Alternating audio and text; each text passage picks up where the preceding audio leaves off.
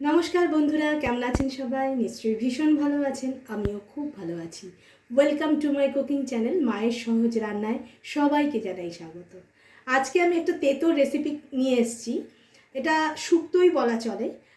এই কারণেই শুক্তোই বলা চলে বলছি, রেসিপিটা একটু আলাদা শুক্তোর থেকে। কারণ শুক্তো অনেকেই দুধ, ঘি, সর্ষে বাটা এসব দিয়ে করে, যেটা অনেকের পেটেই সহ্য হয় না।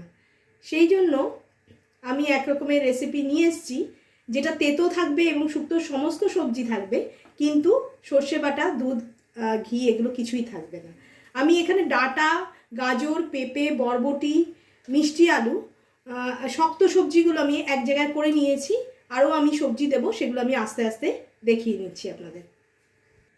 এখানে কড়াইতে আমি সাদা তেল দিয়ে করছি, আপনারা চাইলে সর্ষের তেল দিতে পারেন। খুব সামান্যই আমি তেল দেবো। খুব গরম পড়েছে, গরমে কিন্তু এটা খুব ভালো রেসিপিটা, আপনারা করে খেতে পারেন। এটাতে কিন্তু হজমও তাড়াতাড়ি হবে আর পেটও ঠান্ডা করবে। তেল হালকা গরম হয়ে গেলে আমি দেবো রাঁধুনি ফোড়ন, তার সঙ্গে দিচ্ছি কালো সর্ষে। ফোড়নটা একটু চড়বড় করলেই, সর্ষেটা ফাটতে শুরু করলেই আমি দিয়ে দেবো করলা। আমি এখানে কিছুটা করলা কেটে নিয়েছি। অনেকেই করলাতে নুন হলুদ মাখিয়ে রাখেন তেঁতোটা একটু কমে যাওয়ার জন্য। আমি এখানে একদম সিম্পলভাবে করব। আমি নুন হলুদ মাখালাম না, কারণ এই তেঁতোটা আমাদের ভালোই লাগে খেতে। আপনারা চাইলে নুন হলুদ মাখিয়ে জলটা ফেলে দিয়ে তারপরে এটা আলাদা করে ভেজে নিতে পারেন। আমি এটা আলাদা করে কিন্তু ভাজবো না, জাস্ট এপিট ওপিট করে নিয়ে আমি সবজিগুলো সব দিয়ে দেবো। আমি এবারে শক্ত সবজিগুলো আগে সব দিয়ে দেবো।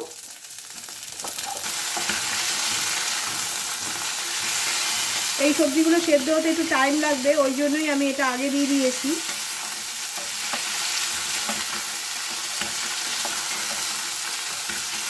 এটা একদম আমার নিজস্ব রান্না, আপনারা করে খেতে পারেন।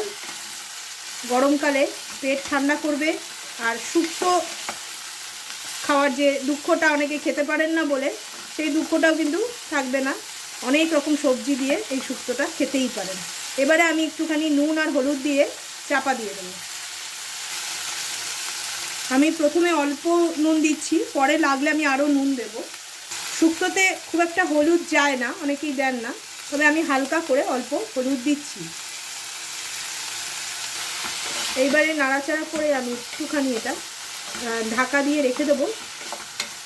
পরে আরও মশলাপাতি দেবো, সেগুলো আমি আপনাদের সব এক এক করে দেখাচ্ছি। এটা একটু নরম হয়ে যাবে, একদম গলে যাবে না। আমি জল টল কিছু দিচ্ছি না, আমি একটু ঢাকা দিয়ে ভাপিয়ে নেব। আমি এই বাটিতে একটুখানি মশলা গুলে নেব, সেটা আমি আপনাদের দেখিয়ে দিচ্ছি। এখানে 1 চামচের মতো আমি আদা একটুখানি গ্রেট করে রেখে দিয়েছি। 1 চামচ আমি ধনের গুঁড়ো দিচ্ছি এখানে। জিরের গুঁড়ো কিন্তু অল্প দিচ্ছি, ধনের গুঁড়োর থেকে হাফ, বেশি লাগবে না। নুন আমি প্রথমেই বললাম, আমি প্রথমে অল্প দিয়েছি, এবারেও সামান্য নুন দিলাম আমি। এটা যেহেতু শুক্তো একটু মিষ্টি মিষ্টি হবে, তাই আমি একটা বাতাসা দিয়ে দিচ্ছি গুড়ের। আর দেব টক দই।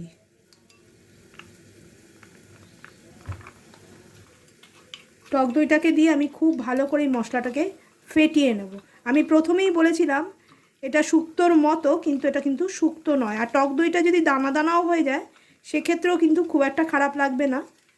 খুব বেশি ফেটানোর কিছুই দরকার নেই, এটা একদম সিম্পল আর সহজ রান্না। বাড়িতে যেরকমভাবে পারবেন আপনারা এটা করতে পারেন। এটা ভালো করে আমি ফেটিয়ে নিচ্ছি। সবজিটা কিন্তু ভাজা ভাজা হয়ে গেছে, অনেকটা নরম হয়ে গেছে। তেল দেখুন আমি কত কম দিয়েছি।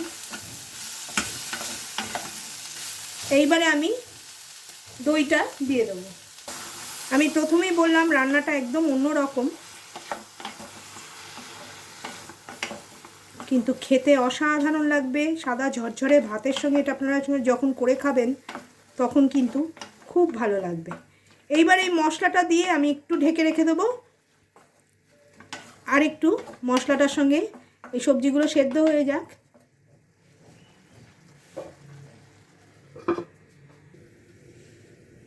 1 মিনিটের মতো হয়ে গেছে, এবার ঢাকনাটা খুলে দেখি।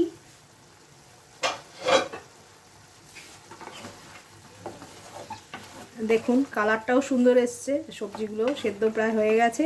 এবারে আমি যে অল্প সেদ্ধ করা সবজিগুলো, মানে যেগুলো তাড়াতাড়ি সেদ্ধ হয়ে যায়, সেগুলো আমি লাস্টে দেবো বলেছিলাম, সেই সবজিগুলো আমি এবারে দিয়ে দেবো।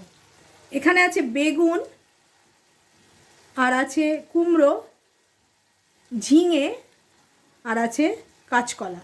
এগুলো সবই তাড়াতাড়ি সেদ্ধ হয়ে যায়, তাই জন্য আমি এখন ওগুলো দিয়ে দেবো।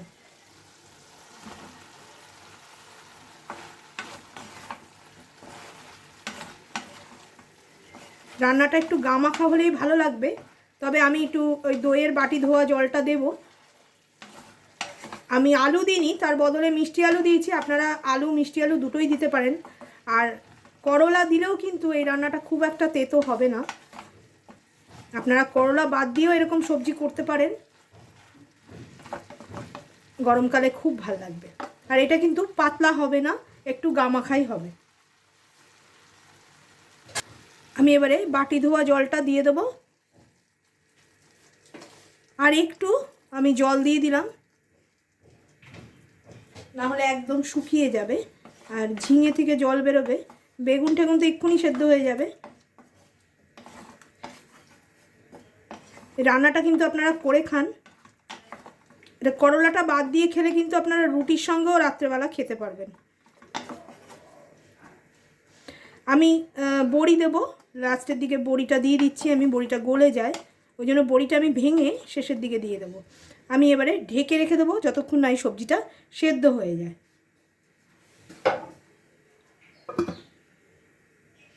হয়ে গেছে 5 মিনিটের মতো। আমি একটু নাড়িয়েও দিয়েছিলাম মাঝখানে। দেখুন সবজিটা একদম সেদ্ধ হয়ে গেছে। আমি প্রথমেই বলেছিলাম নরম সবজিগুলো কিন্তু লাস্টের দিকে দেবেন, একবারে দিলে সব ঘেটে যাবে। এইবারে আমি 2-3টে বড়ি ভেজে রেখে দিয়েছি, সেগুলো গুঁড়ো করে দিয়ে দেবো। আমি কিন্তু বড়ি তেল দিয়ে ভাজি না, আপনারা তেল দিয়ে ভেজে নেবেন।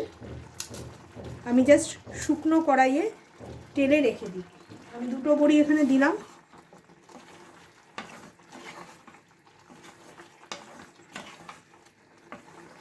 নুন মিষ্টি আমার মোটামুটি সব ঠিকই হয়েছে। রান্নাটা আমার মোটামুটি কমপ্লিট হয়ে গেছে। এইরকমই হবে, কারণ আরও শুকিয়ে যাবে, এটা বড়ি পড়ছে। এরকমভাবে আপনারা করে দেখুন, গরমকালে খুব ভালো হবে। গরমকালে শুধু নয়, শীতকালেও কিন্তু গরম ভাতে এটা খুব ভালো যাবে। আমি এবার একটু স্ট্যান্ডিং টাইম দেবো, তারপর আপনাদের প্লেটিং করে দেখাচ্ছি। একদম অন্য ধরনের দেখুন শুক্তের রেসিপি, আর একদম অন্য ইনগ্রিডিয়েন্টস দিয়ে তৈরি হয়ে গেল। খুব সহজেই আপনারা কিন্তু এরম শুক্তো অনায়াসেই করে খেতে পারেন। গরমকালে তো ভালো লাগবেই, তার সাথে শীতকালেও খুব ভালো লাগবে। আপনারা এটা গরম ঝরঝরে ভাতের সাথেই খাবেন।